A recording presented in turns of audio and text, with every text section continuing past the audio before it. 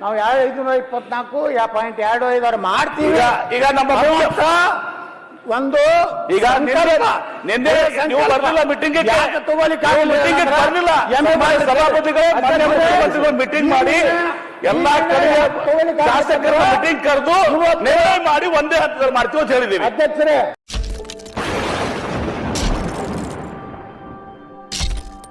ಇವತ್ತು ಅಧ್ಯಕ್ಷರೇ ಅಲ್ಲಿ ಯಾರು ಮಾಡಿದ್ದು ಇಲ್ಲೇ ಐತ್ರಿ, ನಿಮ್ ಸರ್ಕಾರ ಮಾಡಿದ್ದು ಮಾತ್ರ ರಾಜಕೀಯ ಸಭಾಪತಿಗಳೇ ಹೇಳ್ತೀನಿ ಕೇಳಿ.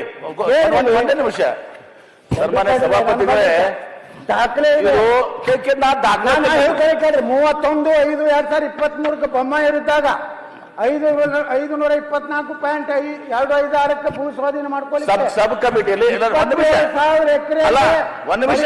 ಧನವನ್ನು ಹೇಳ್ತೀನಿ. ಮುಖ್ಯಮಂತ್ರಿ ಈ ಸರ್ಕಾರ ಹೇಳ್ತೀನಿ ಕೇಳಿ ಸಂಬಂಧ ಹೇಳ್ತೀನಿ. ಸನ್ಮಾನ್ಯ ಸಭಾಪತಿಗಳೇ, ಹಿಂದಿನ ಸರ್ಕಾರದಲ್ಲಿ ಅದು 22 ಡಾಕ್ಯುಮೆಂಟ್ಸ್ ಮೊನ್ನೆ ಎಲ್ಲರೂ ಚರ್ಚೆ ಆಗಿ ನನ್ನ ಕಡೆ ಡಾಕ್ಯುಮೆಂಟ್ಸ್ ಎಲ್ಲ ಇದಾವೆ. ನಾನು ಕೇಳಿ ನಾನು ಅದನ್ನ ಕ್ಯಾಬಿನೆಟ್ ಸಬ್ ಕಮಿಟಿ ಇತ್ತು.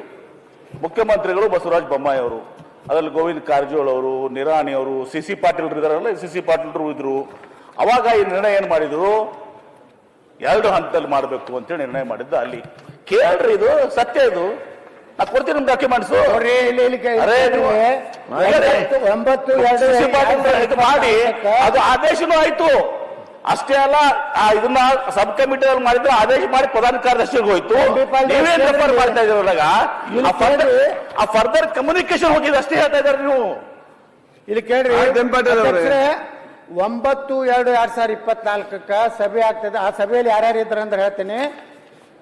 ಸಿದ್ದರಾಮಯ್ಯನವರು, ಡಿ.ಕೆ. ಶಿವಕುಮಾರ್, ರಾಕೇಶ್ ಸಿಂಗ್, ಅತೀಕ್, ಕೃಷ್ಣಮೂರ್ತಿ ಕುಲಕರ್ಣಿ, ಜಯಪ್ರಕಾಶ್, ರಾಮ್ ಪ್ರಸಾದ್, ಸಂಕ್ರೇಗೌಡ, ರಾಜೇಶ್ ಅಂಬೈನಭಾವಿ, ಮೊಹಮ್ಮದ್ ಮೊಹಸಿನ್. ಇವರ ಕಾಲದಲ್ಲಿ ಏನಾಯ್ತು, ತಡವಿದೆ.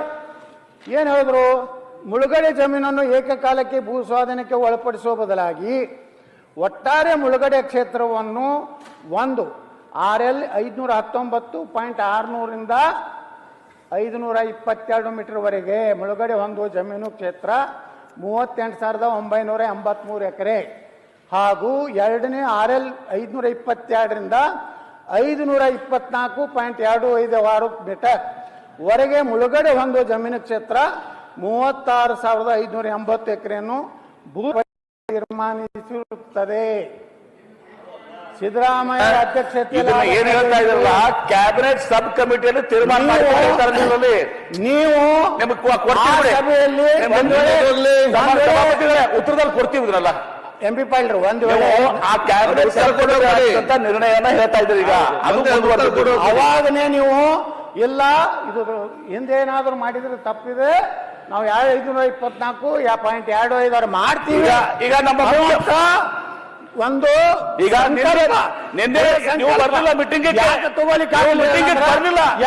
ಸಭಾಪತಿಗಳು ಮೀಟಿಂಗ್ ಮಾಡಿ ಎಲ್ಲಾ ಕಡೆ ಶಾಸಕರ ಮೀಟಿಂಗ್ ಕರೆದು ನಿರ್ಣಯ ಮಾಡಿ ಒಂದೇ ಹಂತದಲ್ಲಿ ಮಾಡ್ತೀವಿ ಅಂತ ಹೇಳಿದೀವಿ. ಅಧ್ಯಕ್ಷರೇ, ಈ ನಿರ್ಣಯ ಯಾಕೆ ತಗೊಳ್ಳಿಕ್ ಆಗಲಿಲ್ಲ ಅಂದ್ರ, ಇವತ್ತು ಉತ್ತರ ಕರ್ನಾಟಕದವ್ರು ನೀರಾವರಿ ಸಚಿವ ರಾಷ್ಟ್ರೀಯ ಯೋಜನೆ ಮಾಡೋಣ. ಇವತ್ತು ಉತ್ತರ ಕರ್ನಾಟಕದ ಸಚಿವರು ಇದ್ರೆ ನಮಗೆ ನ್ಯಾಯ ಸಿಕ್ತಿತ್ತು. ಇವತ್ತು ಏನು ಇದ್ರವ್ರು ಮಾಡ್ಯಾರ, ಅವ್ರ ಕಾಲದಾಗ ಎಷ್ಟು ಮಾಡ್ಬೇಕು ಅಂತ ಏನೋ ಪೂರ್ತಿ MP ಪಾಟೀಲ್ ಹಂಗೆ ಬರೀ ಭಾಷಣ ಮಾಡ್ಕೋತ ಹೋಗ್ಯಾರ. ನಾ ಹೇಳೋದಲ್ಲ, ಬೈರತಿಯವ್ರೆ ನಾನು ಗುರ್ತೈತಿ. ನೀವು ಅವಾಗ ಅವ್ರ ಪಕ್ಷನಾಗಿದ್ರಿ, ಅದನ್ನು ಗುರ್ತದ. ಅದಕ್ಕೆ ಅಧ್ಯಕ್ಷರೇ, ನೀವೇ ಅವ್ರನ್ನ ಹೋಗ್ಲಿದ್ದೀರಿ.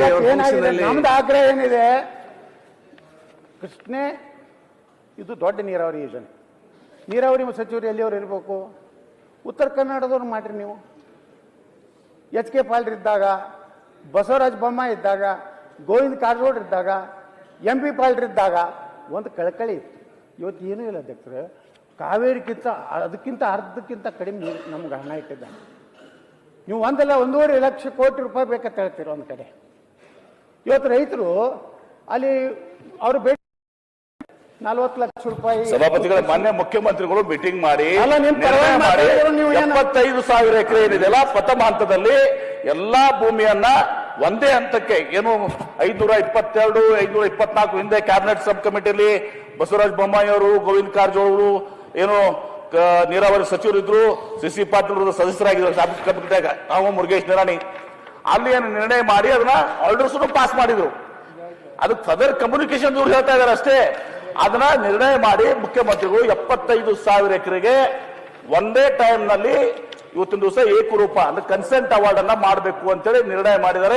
2 ಸ್ಟೇಜ್ ನ ಮಾಡೋದಿಲ್ಲ ಅಂತ ಕೂಡ ನಿರ್ಣಯ ಮಾಡಿದ್ದಾರೆ. ನಮ್ಮ ಬಸವನಗೌಡರು ಆ ಮೀಟಿಂಗ್ ಬರ್ಲಿಲ್ಲ, ಬಂದಿರೋ ಅವ್ರಿಗೂ ಗೊತ್ತಾಗ್ತಿತ್ತು. ನಾ ಇಲ್ಲಿ 31/5/2023 ಯಾರಿದ್ರಿ? ಯಾರಿದ್ರು ಹೇಳ್ರಿ ನೀವು. ಅಲ್ಲೇ ಹೇಳಕತ್ತೀನಿ ನೋಡ್ರಿ, ಕೃಷ್ಣಾ ಮೇಲ್ದಂಡೆ 3ನೇ ಹಂತದ ಏನು 524.256 ಹಿನ್ನೆಲೆಯಲ್ಲಿ ಸ್ಪಷ್ಟ ಇದೆ.